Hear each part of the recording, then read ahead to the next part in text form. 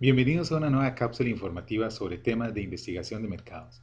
Mi nombre es Fabio Sanabria Araya y hoy les vengo a hablar sobre el capítulo número 6, denominado Los conceptos estadísticos aplicados al proceso de investigación de mercados.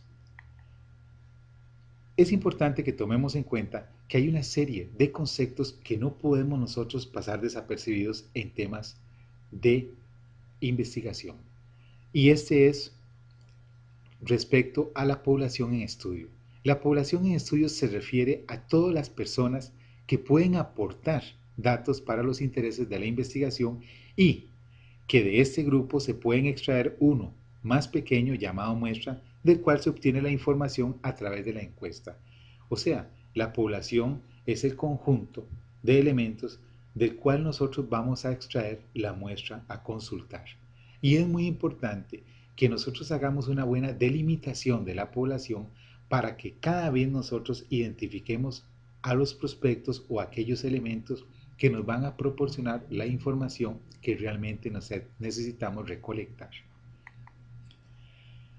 De acuerdo a Kinner y Taylor, una población debidamente definida debe tomar en cuenta los siguientes parámetros para su redacción. Ellos manifiestan que son 4 elementos, y estos son elementos, unidades de muestreo, alcance y tiempo. Los elementos se refieren a las personas propiamente que nosotros vamos a entrevistar. Las unidades de muestreo se pueden referir propiamente a dónde vamos a localizar a esos elementos.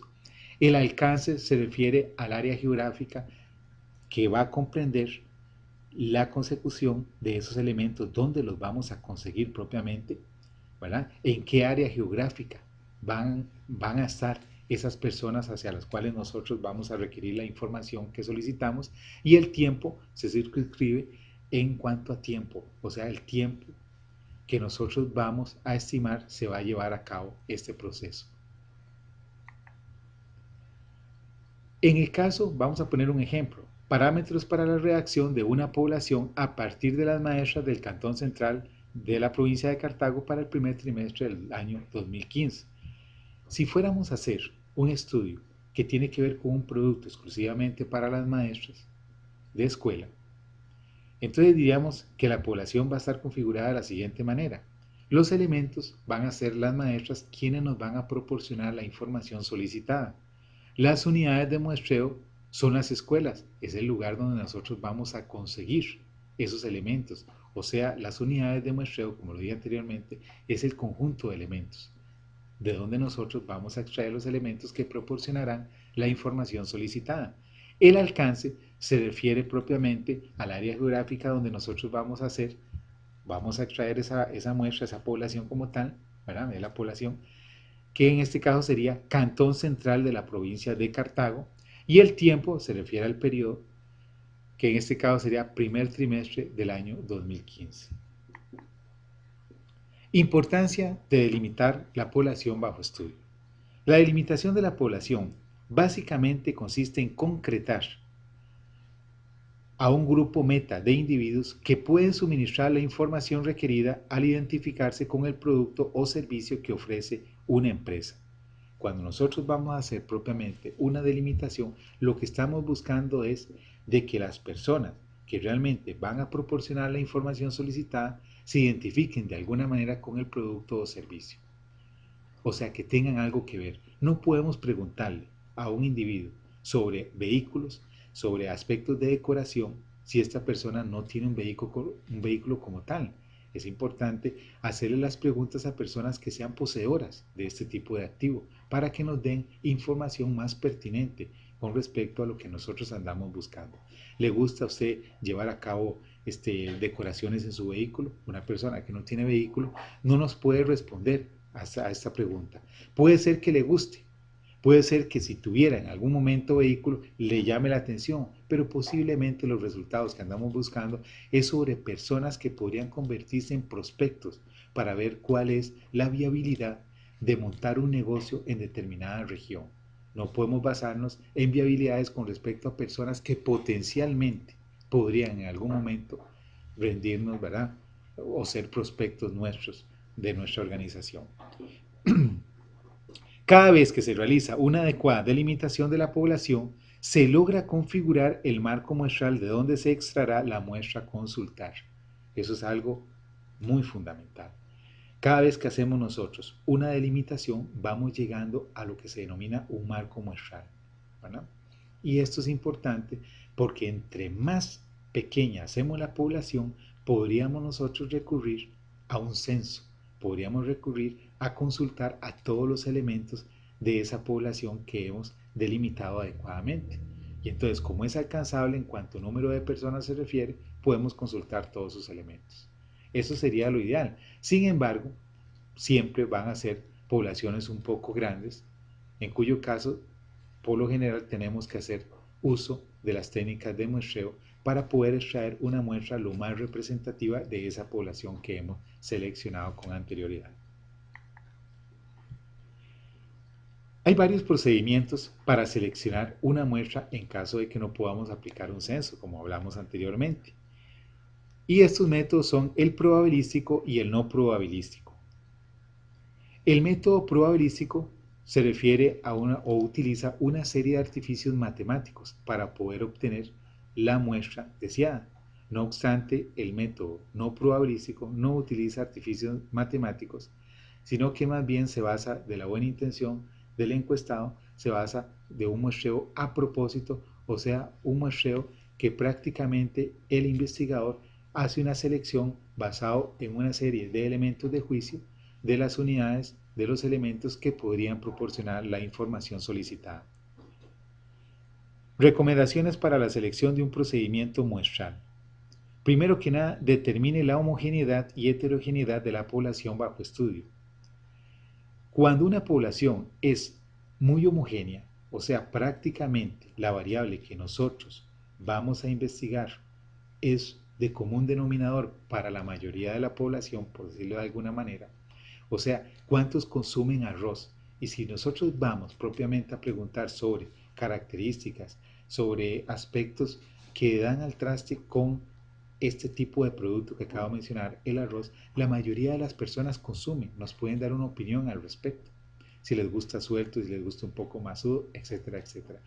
Podríamos decir que como es de consumo general, como es un producto básico, la población en este sentido es muy homogénea.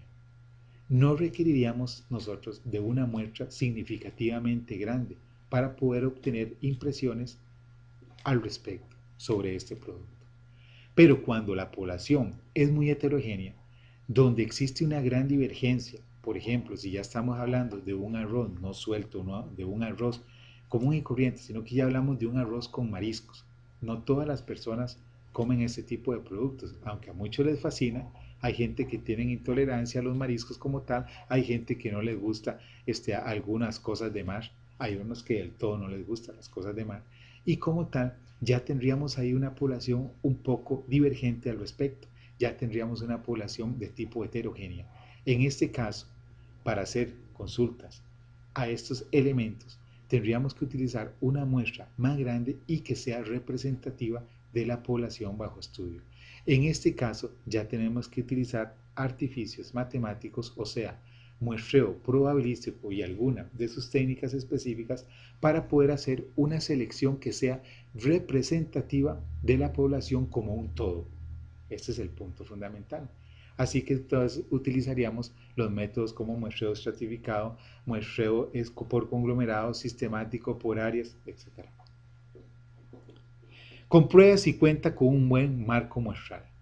Esto es otro elemento que tenemos que tener a disposición. Este marco muestral puede ser una lista de números telefónicos de las personas que posiblemente podríamos entrevistar. Podría ser una base de datos de una empresa que nos suministre información con respecto a los individuos que podríamos nosotros eventualmente consultar, entre otras cosas. Determine si necesita elevar los resultados de la investigación a la población en general. En un caso, como les digo, dependiendo del tipo de variables que nosotros estemos investigando, podría ser muy necesario que el tipo de muestreo sea probabilístico. Y por lo tanto, solamente el muestreo probabilístico nos permite hacer inferencia estadística, porque los resultados de la investigación a través de una muestra se pueden generalizar a la población como un todo. No así con el tipo de muestreos no probabilísticos, donde obviamente no podemos hacer generalizaciones porque se introduce algún tipo de sesgo, algún tipo de subjetividad a la hora de recolectar los elementos que van a formar parte de la muestra, o sea, son muestreos por intencionalidad del investigador. Considera el tiempo y costo que requiere el procedimiento seleccionado. Obviamente, algunos procedimientos van a salir mucho más costosos en cuanto a dinero, en cuanto a recursos, en cuanto a tiempo. Los métodos probabilísticos en alguna medida sugieren de un mayor costo, de un mayor tiempo para poderlos desarrollar que los métodos no probabilísticos, que son simple y sencillamente intencionales a propósito. Entonces hay que determinar si realmente el tipo de investigación que estamos desarrollando merece que se haga una inversión mucho más grande en una muestra más elevada, más grande, para poder obtener resultados importantes, o bien, si por el contrario, podríamos hacerla más pequeñita, con menos recursos, con menos tiempo y utilizando métodos que nos requieran de menos procesamiento de esta información y de una serie de elementos. Determine el nivel de confiabilidad que desea darle al estudio. Si queremos darle un nivel de confiabilidad a través de un procedimiento muestral probabilístico, podríamos hablar entre un 90%, entre un 95% de nivel de confianza para ese estudio. Estos niveles son importantes porque nos permiten darle un error al proceso de muestreo relativamente pequeño, que ande en un 10%, que ande en un 5%. Sin embargo, entre más alto sea el nivel de confianza que le estamos dando nosotros a el estudio como tal, más grande va a ser el tamaño de la muestra seleccionada. Y esto tiene implicaciones de tiempo, implicaciones de costo para su eventual aplicación. Existen una serie de técnicas, como he estado refiriéndome anteriormente, y aquí voy a hablar en términos muy generales por razones de tiempo, entre otras cosas, pero voy a tratar de dejar lo más claro posible cada una de ellas. Son las técnicas y los procedimientos muestrales de tipo no probabilístico y de tipo probabilístico. Empecemos con las no probabilísticas. Primero que nada, el muestreo por conveniencia tiene algunas características como su facilidad de disponibilidad del elemento a ser encuestado. Esta facilidad hace que este muestreo sea muy utilizado en las investigaciones de mercados, principalmente en empresitas pequeñas, que lo que hacen es consultan un supermercado, consultan el barrio, consultan con sus familiares, con elementos que están a fácil disponibilidad para poderles aplicar las encuestas. Y si bien es cierto, es un producto que es a un mercado, como dijimos, homogéneo, no hay mayor problema, o sea, tiene gran aplicabilidad. También estos procedimientos no probabilísticos, si bien es cierto, no podemos generalizar los datos a una población como un todo, a través de la muestra, tienen la ventaja de que podemos nosotros utilizar algunos artificios que son fundamentales. Por ejemplo, el muestreo por juicio. El muestreo por juicio permite que un experto analice cuáles son los elementos que pueden contribuir a las unidades que formarán parte de esa muestra. Esto es un elemento a tomar en cuenta porque el experto puede hacer una preselección de las unidades o de los elementos que va a encuestar. Si estamos nosotros haciendo una investigación para personas que tienen sobrepeso y queremos preguntarles si estarían de acuerdo en consumir cierto producto que les viene a dar beneficios en ese sentido para bajar de peso como tal, tendríamos que aplicarle las encuestas a personas que muestren una condición de esa naturaleza.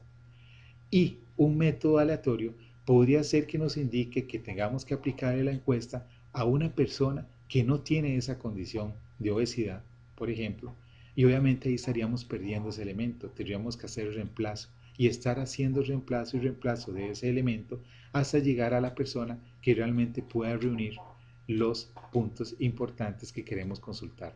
Esto evidentemente simplificaría ese proceso y llegaríamos a simple vista, con juicio de experto, hacer una preselección del elemento que queremos consultar. Y como tal, el método por juicio nos brinda bastantes elementos importantes para que lo podamos llevar a cabo en este sentido. El muestreo por cuotas. Aquí se habla de una serie de características de control que apuntan a criterios demográficos de la población de interés. este tipo de muestreo muy utilizado cuando tenemos una buena base de datos.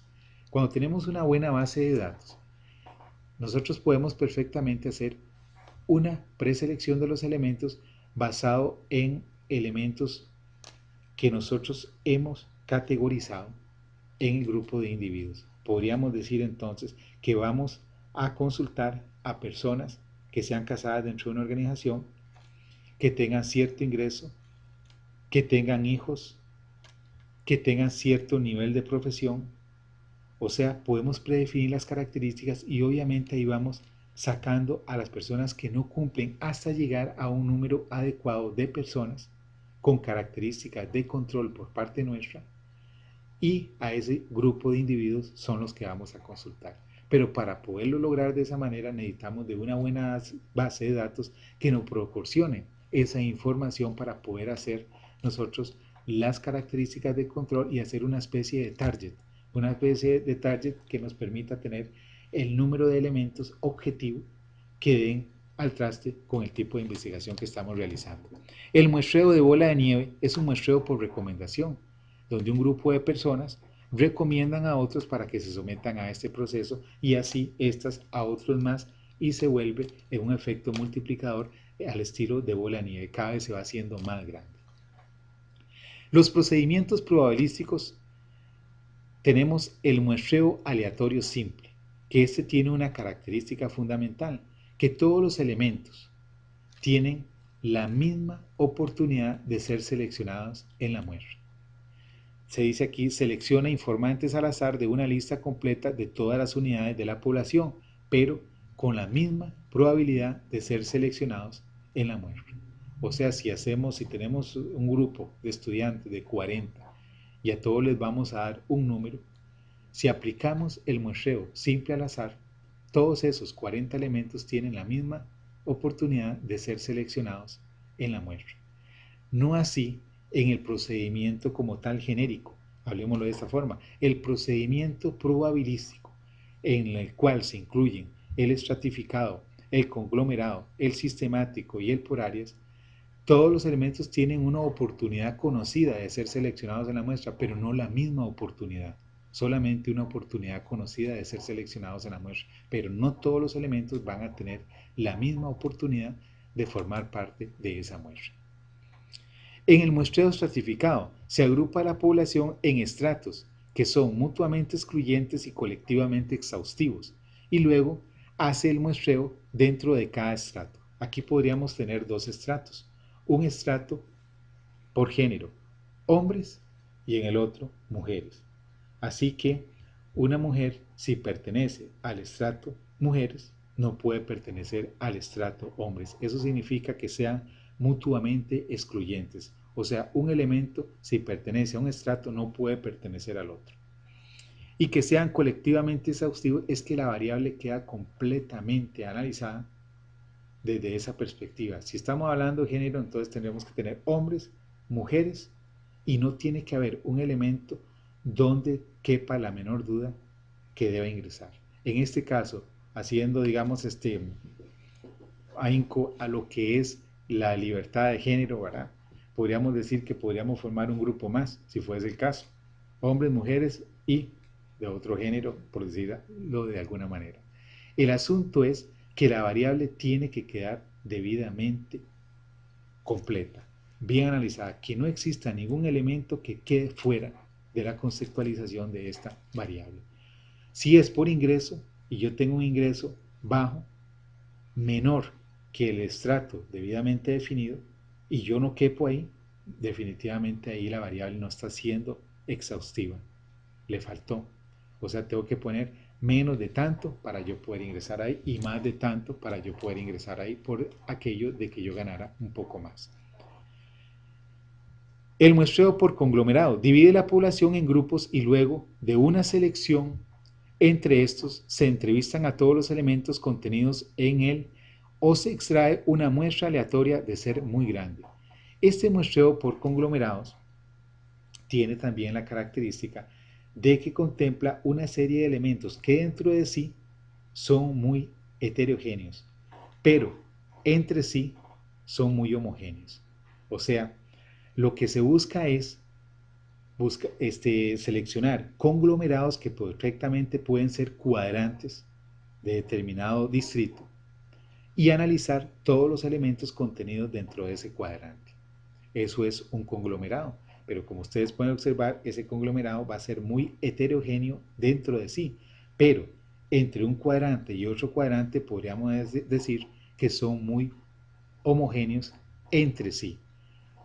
No pasa de esa manera con el muestreo estratificado, donde los estratos son muy homogéneos dentro de sí, pero son heterogéneos entre sí. En el muestreo sistemático se incluye cada késimo elemento a través de un intervalo uniforme que se distribuye por toda la población bajo estudio para obtener la muestra deseada. Este késimo elemento podríamos perfectamente utilizar la tabla de números aleatorios y señalar un punto en específico que caiga entre 1 y 10. A partir de ese punto que nosotros hemos obtenido, que qué sé yo, pudo haber sido seleccionado el número 6. En este caso, si son una población de 50 personas, los elementos que participarán en la muestra serían el número 6, el número 12, el número 18, el número 24, el número 30, el número 36, el número 42 y el número 48. Esos serían los elementos que formarían parte de esa muestra bajo el método de muestreo sistemático. O sea, cada késimo elemento se repetiría cada 6 elementos. Y el muestreo por áreas selecciona áreas geográficas específicas de alguna población bajo estudio y se obtiene una muestra aleatoria de sus elementos. Esto es un método bastante claro y también muy utilizado en investigación de mercados. Finalmente, quiero repasar con ustedes la fórmula que se utiliza con mayor regularidad para calcular las muestras o el tamaño de la muestra en una investigación. Aquí tenemos n, z, alfa medios, raíz cuadrada de p por q dividido entre d elevado al cuadrado, donde z alfa medios se refiere al nivel de confianza para una proporción que en este caso podría ser 90%, podría ser 95%, podría ser 99% y abajo tengo una tabla de referencia para el cálculo del tamaño de una muestra según los niveles de confianza. Entonces, en un 90%, en forma redondeada, diríamos que es 1.65. Específicamente sería 1.645, solo que se redondeó para que quedaran todos en 2 dígitos. Para un nivel de confianza de un 95% sería el equivalente a 1.96, que este dato es el que se sustituye en la muestra. O sea, se sustituye propiamente en la fórmula como tal. El P significa la probabilidad de éxito y el Q significa la probabilidad de fracaso. Q es igual a 1 menos P. Y D se refiere a la discrepancia permisible, o sea que esta puede ser de 0.5, o sea, de un 5%, puede ser de un 2%, puede ser de un 3%. Entre más baja sea la discrepancia permisible, el fenómeno que vamos a tener es que la muestra seleccionada va a ser cada vez más grande. Entonces aquí es una cuestión de un poquito de juego con estos parámetros. Si tenemos nosotros un nivel de confianza de un 90% y le ponemos una discrepancia permisible de un 2%, la muestra posiblemente se nos va a disparar. Aquí se juega un poco con estos elementos. Podríamos perfectamente dejarla en un 90% y bajar la discrepancia permisible, o sea, subirla más bien a un 5%, a un 6%. Sin embargo, cada vez que nosotros le estamos dando mayor número a esa discrepancia o le estamos dando un porcentaje más bajo al nivel de confianza, estamos admitiendo un grado de error más alto. Y esto a nivel de matemática como tal tiene sus implicaciones. Básicamente, cuando nosotros vamos a referirnos al P y al Q, a la probabilidad de éxito y a la probabilidad de fracaso, es importante tomar en cuenta que si no tenemos esos valores, no tenemos cómo conseguirlos. En el caso de que vamos a hacer un estudio sobre el número de vehículos que hay en cada vivienda, tendríamos que conseguir el total de vehículos en determinada localidad y el número de viviendas en esa localidad. Dividimos el número de vehículos entre el número de viviendas y podríamos obtener la probabilidad de éxito. Pero si no tenemos esos datos, definitivamente tendríamos que utilizar estos datos como 0.5 dentro de la fórmula por 0.5 la probabilidad de fracaso. O sea, probabilidad de éxito sería 0.5, probabilidad de fracaso sería 0.5, cuando no tenemos estos valores o no tenemos cómo conseguirlos. Esto, en términos muy generales, cualquier aspecto donde ustedes quieran profundizar tendrían que referirse al libro de investigación de mercados, un enfoque práctico y descriptivo, que es de mi autoría, y ustedes pueden evacuar ahí cualquier duda que ustedes tengan al respecto. Esto es básicamente lo que quería comentarles en esta cápsula informativa y los espero en la siguiente. Muchísimas gracias por la atención prestada.